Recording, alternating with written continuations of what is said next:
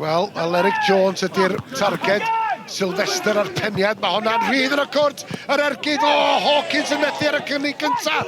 Wel, mae cael yr ail un i mewn, mae'r bêl di torri'n rhydd, ond mae'n fler yn y cwrt Cosby.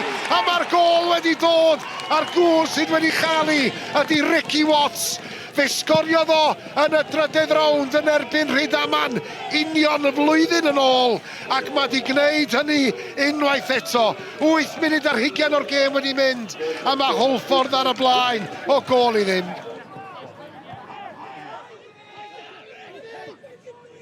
Reid, yr ergyd i mewn, eibio'r postyn. Pa mor agos oedd Adam John. Oedd o'n gwybod bod ti'n agos. Fe nath Reid yn dda i'w ddod o hyd iddo fo. Mi oedd hi'n ergyd gadarn. Fe lwyddodd o i'w chadw hi'n isel. A doedd Ifan Not ddim yn mynd i gyrraedd honna. Na sicr, siawn sgore y tîm catre. Mae Fawcett yn rhydd. Fawcett wedi cael ei droed ati. Ond mae Arnold yn cyrraedd yna ar rhywsyd neu gilydd. Mae o'n rhwystro'r bêl rhag croesi'r llinell. Na, mi chi am ddiffyn nhw'n wneud i nôl a chi'n sefyllfa. Mewn ag i... O'r gol yn y methu dalu! A mae'r bêl i fewn! A'r gŵr sydd i chael ydy Euros Griffiths. Drychwch ar ei wyneb o, wrth i fodd. Mi oedd na fai ar y gol geidwad Ifan Not.